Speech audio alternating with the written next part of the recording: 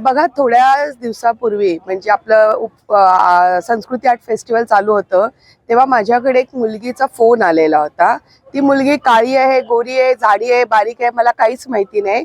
पण तिचा एक मला फोन आलेला आणि तिला कोणीतरी सांगितलं की सरनाईक साहेबांकडे जा, सरनाईक मॅडमकडे जा आणि तुझं काम होणार. कुठेतरी ती मुलगी घाबरत होती की मी कुठल्या मोठ्या व्यक्ती, राजकीय व्यक्तीकडे गेलं तर मला अजून त्रास होईल का, मला अजून हॉल तिकीट दिलं नाही जाणार. आणि विषय काय होतं, आमच्याकडे जेव्हा कोणी व्यक्ती येतात तर आम्ही त्याची बाजू ऐकून घेतो, पण जी समोरच्यांची बाजू असते ती पण आम्ही ऐकून घेत होतो. म्हणून आमच्या इकडचे मीरा भाईंदरचे जे युवा पदाधिकारी आहेत त्यांना मी सांगितलं की ही अशी पूजा दवे नावाची मुलगी आहे, तिचं कॉलेजमध्ये जाऊन रेकॉर्ड बघून या काय आहे. तर तुम्हाला सांगू खरं तर कॉलेजवाल्यांनी काय रेकॉर्ड दिला असेल की ही मुलगी अतिशय चांगली मुलगी आहे, अभ्यासात एकदम हुशार आहे, मग रिझन काय आहे त्याचं हॉल तिकीट न देण्याचं. तर त्यांनी सांगितलं की ती आमच्या कॉलेजच्या समोर राहते आणि ती कॉलेजला न येता ती सीएच्या क्लासला जाते. आता मला असं वाटतं की हे काही रिझन नाहीये. जेव्हा 12वीची परीक्षा देत असतात मुलं तेव्हा ते सीईटीची तयारी करत असतात, MBBS ची तयारी करत असतात, UPSC ची तयारी करत असतात, तर ते इतर क्लासेस लावतच असतात.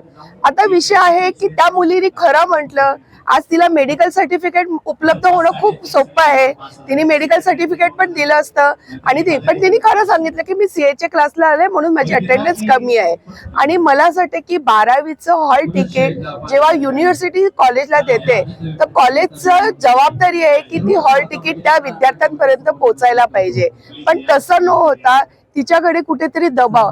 आज ती मुलगी असं बोलली की मला प्रॅक्टिकल नाही द्यायला दिले तरी चालेल, मी मार्क्स कव्हर करणार, पण तिचे मार्क्स कव्हर न होता आणि तिला हॉल तिकीट शेवटपर्यंत दिलं नाही. आणि आज मला असं कळलं की त्या मुलांचे सर्व हॉल तिकीट त्यांनी युनिव्हर्सिटीला परत पाठवून दिलेले आहेत.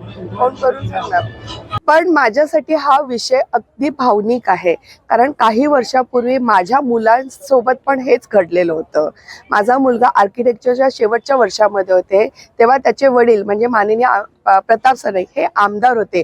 पण एक पॅरेंट म्हणून, एक पालक म्हणून मला कुठेतरी भीती वाटली की माझ्या मुलांनी 10वीचे 10 वर्ष, 12वीचे 2 वर्ष आणि आर्किटेक्चरचे 5 वर्ष अशी टोटल 17 वर्ष घालवली आहे. आणि ह्या 17 वर्षामध्ये त्याला जर त्याचं सर्टिफिकेट नाही मिळालं, डिग्री नाही मिळाली म्हणून मी घाबरून, पण त्यावेळेला माझ्या मुलाची मानसिकता जी म्हणजे ढासळलेली होती. कारण जो मुलाला कधी लाल मार्क मिळाला नाही, कधी नापास झालेला नाही, फक्त की तुम्ही अटेंडन्स नाही दिले म्हणून तुझं थिसस चांगलं नाहीये, त्याचं थिसस बघितलं गेलं पण नव्हतं, पण फक्त त्याची अटेंडन्स नाही. आणि त्यावेळेला आम्ही सरनाईक साहेबांना काही न सांगता की कुठेतरी सरनाईक साहेब जाऊन तिकडे हंगामा करणार आणि माझ्या मुलाचं डिग्री नाही. पण एक पालक म्हणून तेव्हा मी खूप घाबरलेली होती आणि माझ्या मुलाचे 17 वर्ष वाया नको जायला म्हणून मी ते शांत करून, पण माझ्या मुलाचे ते वर्ष कसं गेलं.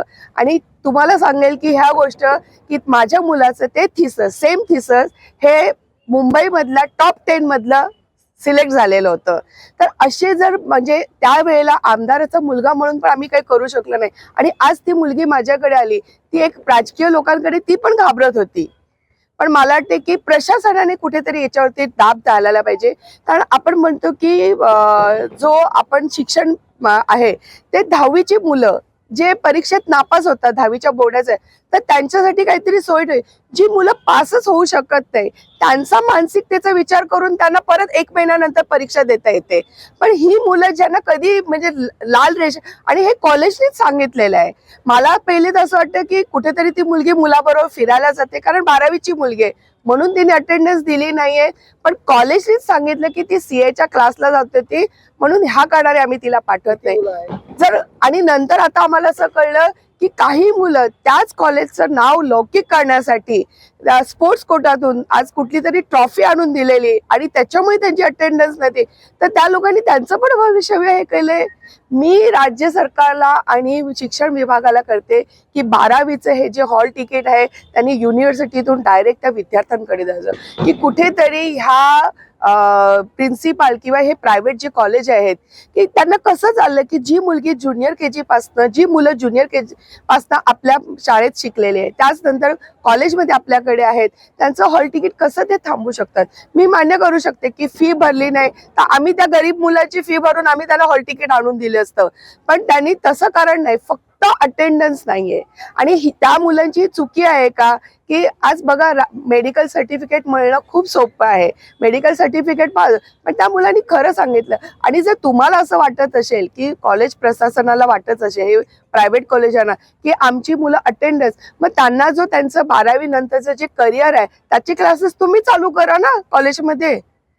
त्याचे क्लासेस, त्याचं जे पुढचा अभ्यास आहे MBBS तुम्ही एक्स्ट्रा कर. अरे तुमच्याकडे 12वीचं शिकायलाच टीचर्स नसतात, ग्रॅज्युएट टीचर्स नसतात, म्हणून मुलं आज प्रायव्हेट क्लासेसमध्ये जात आहेत ना.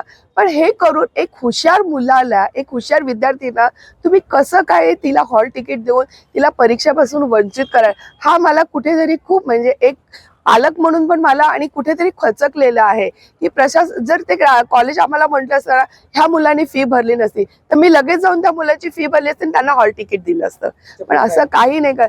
ह्याच्या पुढे जे काय आहे आता शिक्षण विभाग आहे त्यांनी करायचंय, कारण 11 तारखेपासून परीक्षा आहे 12वीची, त्या मुलांचे प्रॅक्टिकल झालेले नाहीत. आणि कुठेतरी जर राज्य शिक्षण विभाग जर युनिव्हर्सिटी 10वीच्या मुलांसाठी असं न्याय करू शकत असेल तर हे 12वीचे मुलं जी हुशार आहेत, जी आज स्पोर्ट्स कोटामध्ये त्यांनी नाव केलेलं आहे, ही मुलगी CAची एंट्रन्स, ही मुलीचं टॉपर मुलगी आहे.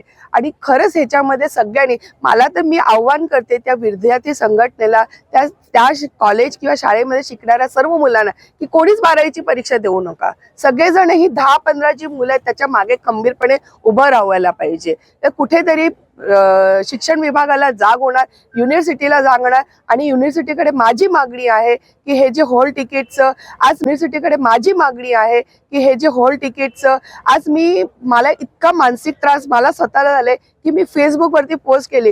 तुम्ही माझ्या त्या फेसबुकवरती पोस्ट बघताना तुम्ही बघा, एक एक पॅरेंट्स आपल्या मुलांना कसं शिकवत असतात. आज कॉलेजची फी भरणं काही सोपे नाहीये. आवाढव्यात तुम्ही फी घेताय, आवाढव्या क्लासेसवाले फी घेतायत. प्रत्येक मुलं किंवा प्रत्येक मुलाचे पालक एवढे काही श्रीमंत नसतात की त्यांना नाही. पण माझा मुलगा ह्या शर्यतीमध्ये, माझी मुलगी ह्या शर्यतीमध्ये कुठेतरी कमी पडायला नको, ती आपल्या पायावरती उभं राहायला पाहिजे, म्हणून त्यांना एक्स्ट्रा क्लासेस झाले. ही मुलं हुशार, तर हे खूप चुकीचं आहे अतिशय. आणि मला वाटते की या मीरा भाईंदरचे हे जे रॉयल्स, आणि तुम्हाला तर मला ह्या विषयावरती जायला नाही पाहिजे, पण 2 दिवसापूर्वी कुठेतरी मी फेसबुक बघत होती आणि त्या फेसबुकमध्ये एक असा विचित्र प्रकार घडलेला होता ह्या मुलींच्याच बाबतीत की त्यांना हॉल तिकीट पाहिजे, ते तिकडचे कोण प्रिन्सिपाल आहेत त्याचे स्वाधीन व्हायला पाहिजे. हाही गैरप्रकार होतो, ह्याची सखोल चौकशी व्हायला पाहिजे. कारण मला कारणच भेटत नाही की का त्या मुलींना वंचित केलेलं आहे परीक्षेपासून. हॉल तिकीट देण्यामध्ये त्यांचा गुन्हा काय आहे? गेल्या आठवड्यामध्ये आमच्याकडे त्या रॉयल गर्ल्स कॉलेजचे काही विद्यार्थी आले, त्यांचे पालक आले. त्याच्या अगोदर एक व्यक्ती आहे, एक विद्यार्थिनी आहे, ती आमच्या आदरणीय परिषदताई सरनाईक यांना भेटल्या. ताईंकडे त्यांनी तक्रार मांडली की आम्हाला हॉल तिकीट मिळत नाही आहे, आमच्या हजेरीचं कारण दाखवून आमचं हॉल तिकीट थांबवलं गेलेलं आहे. या विषयासाठी 2 दिवसापूर्वी आमचं शिष्टमंडळ जाऊन रॉयल महाविद्यालयात भेटलं होतं. रॉयल महाविद्यालयात आम्ही शिष्टमंडळाने भेट घेतली असता आम्हाला असं कळवण्यात आलं की हॉल तिकीट आम्ही हजेरीच्या कारणास्तव परत आम्ही बोर्डाकडे परत पाठवलेले आहेत. आम्ही बोर्डाकडे चौकशी केली असता आम्हाला असं समजलं की हे जे 10 स्टुडंट होते ह्यांना डायरेक्ट नो कॅन्डिडेट करून टाकलेलं आहे. म्हणजे ऐन मुवमेंटला हे विद्यार्थी कुठेच जाऊ शकत नाही अशी यांची अवस्था महाविद्यालयाने करून ठेवलेली आहे.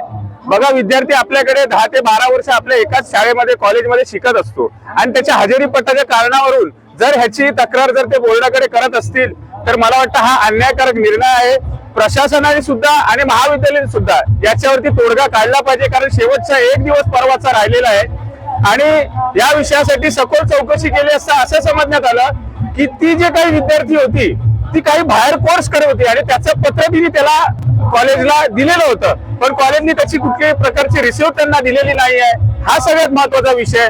दुसरी महत्वाची गोष्ट, जो महाविद्यालय जे सांगतंय की बोर्डाचा नियम आहे, त्या बोर्डाच्या नियमावरती जाणून बुजून दबाव तंत्र टाकून ह्या विद्यार्थ्यांच्या पालकांच्या सह्या घेतल्या गेलेल्या आहेत. जर एखाद्या विद्यार्थ्यांना शिकायचंच नसेल तर ते आजपर्यंत शेवटच्या भूमिकेपर्यंत आज ते कॉलेजची लढत आहेत, याच्यावर अर्थ असा होतो की त्यांना शिकण्याची त्यांची इच्छा आहे.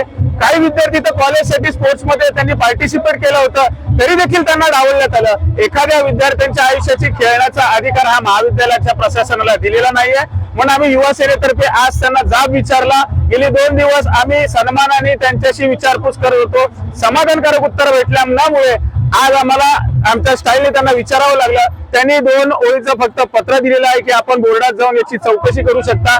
एका दिवसाने हा प्रश्न सोडवण्याचा अधिकार हा फक्त राज्य शासनाला आहे. मगाशी ताईंनी म्हटल्याप्रमाणे आम्ही पूर्वजींनाही हे पत्र दिलेलं आहे. आदरणीय युवा सेनेचे कार्याध्यक्ष पूर्वजी सरनाईक साहेब यांच्या माध्यमातून हा प्रश्न सोडवला जाईल अशी आशा विद्यार्थ्यांनी पालकांना वाटते.